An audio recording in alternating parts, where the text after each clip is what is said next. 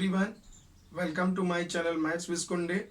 आज की इस वीडियो में हम लोग मैथमेटिक्स की कुछ ऐसी ओल्ड प्रॉब्लम्स के बारे में बात करेंगे जो कि काफ़ी टफ है। इन प्रॉब्लम्स को सॉल्व करना इतना आसान नहीं है। तो ये मैथमेटिक्स प्रॉब्लम बहुत पुराने समय से चली आ रही थी और उसको कोई सॉल्व नहीं कर पा रहा था। तो इनका सल्यूशन मिल पाए, तो ऐसा पता लगाने के लिए काफ़ी रिसर्च किया गया कि इसके सल्यूशन क्या होंगे, लेकिन कोई निष्कर्ष नहीं निकल पा रहा था। तो फिर एक मैथमेटिक्स इंस्टीट्यूट है, क्ले मैथमेटिक्स इंस्टीट्यूट, जो कि यूनाइटेड स्टेट्स में है।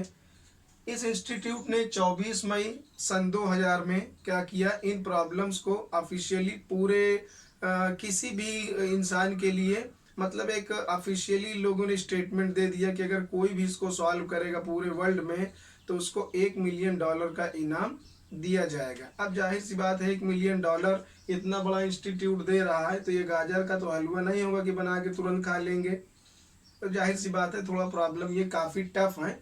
मैंने जब इसको पहली बार पढ़ा था, थोड़ा मैंने कहा मैं भी इसके दर्शन कर लूँ, देखूँ क्या है। तो क्वेश्चन पढ़ने के, इन स्टेटमेंट्स को पढ़ने के बाद ऐसा लगा कि अभी क्वेश्चन समझने के लिए मुझे 2-3-4 साल और पढ़ना पड़ेगा कि क्वेश्चन समझ पाऊँ कि ये कह क्या रहा है, और तब भी पता नहीं समझ में आए कि ना आए। तो वो तो बात की बात है। आगे देखते हैं कि इसको सॉल्व करने पर $1 मिलेगा 1 मिलियन का, जो इसको सॉल्व कर लेगा।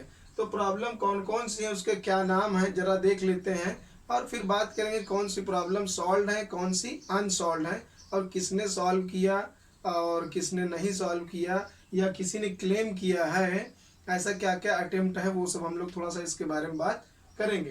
जैसा पहला है ये बर्च एंड स्विनर्टन डायर कंजक्चर। ये प्रॉब्लम जो है अनसॉल्व है, इसको अभी तक किसी ने सॉल्व नहीं किया है और ना किसी ने अभी तक क्लेम किया है।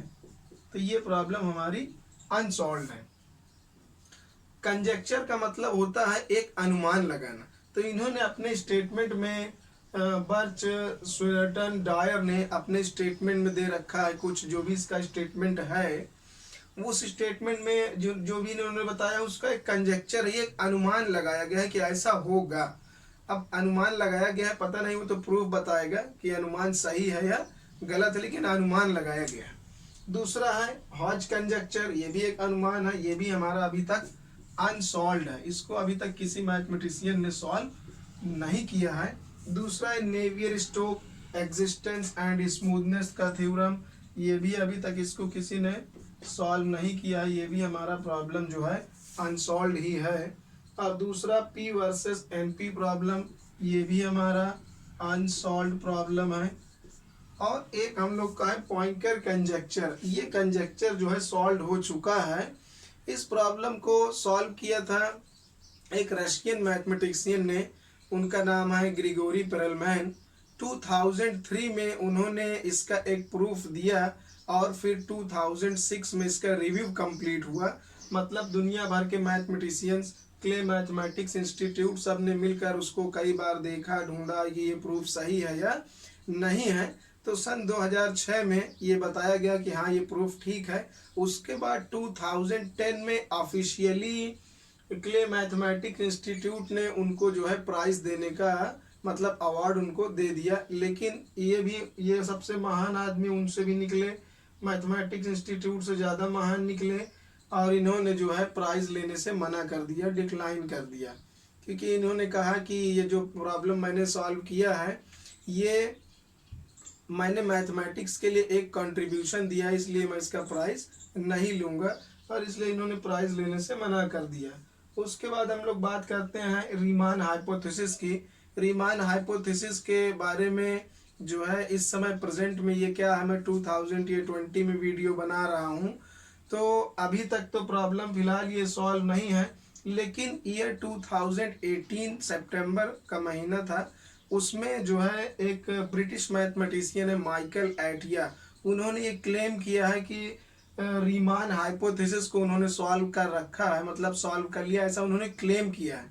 लेकिन अभी उसका रिव्यू बाकी है और मैथमेटिक्स इंस्टीट्यूट ने उस पर कोई अभी बिल्कुल फाइनल निर्णय नहीं दे रखा है कि क्या इनका जो दिया हुआ प्रूफ है वो ठीक है या नहीं है।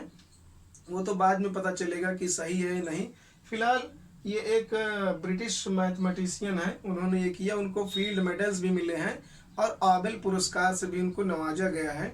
आबेल पुरस्कार वे होता है कि जो केवल मैथमेटिशियंस को दिया जाता है, अदर सब्जेक्ट्स में नोबेल पुरस्कार दिया जाता है, मैथमेटिशियंस को नोबेल पुरस्कार नहीं मिलता, उसकी इक्विवेलेंट ये आबेल पुरस्कार जो है दिया जाता है। तो जो हमारे जिन्होंने क्लेम किया है माइकल एटिया, उनको आबेल पुरस्कार भी मिल चुका है, फील्ड मेडल भी मिला है।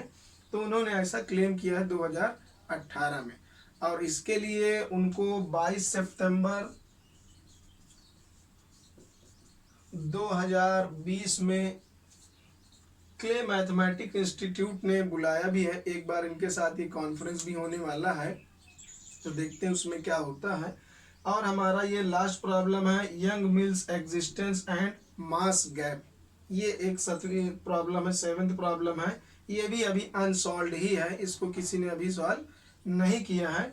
हम लोग रीमान हाइपोथेसिस के बारे में, ये क्या है और कैसे माइकल एटिया ने क्या इस पर वर्क किया, थोड़ी सी इसकी चर्चा हम लोग अगले वीडियो में करेंगे।